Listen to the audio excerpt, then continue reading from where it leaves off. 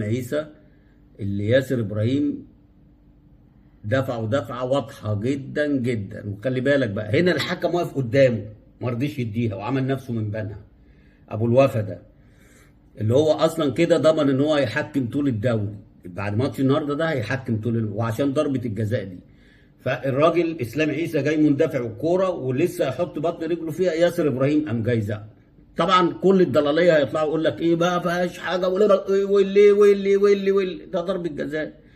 هنا بقى نرجع للراجل اللي هو القوي اللي اسمه محمد غازي بتاع حكم ماتش انبي، اللي هو ما تهددش برغم ان هو كان مدي طرد لمحمد الشناوي، ولكن الفار اللي لغاها، اللي قاعد على الفار اللي لغاها.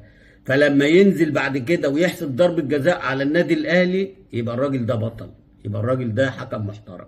انما النهارده الفار طارق مجدي بعت له، وطارق مجدي ده مش اي حد، وانتوا عارفينه ملك ضربات الجزاء. فلما شافها كلم الحكم وقال له تعالى، الحكم مش عايز يخرج شويه وقام جاي خارج.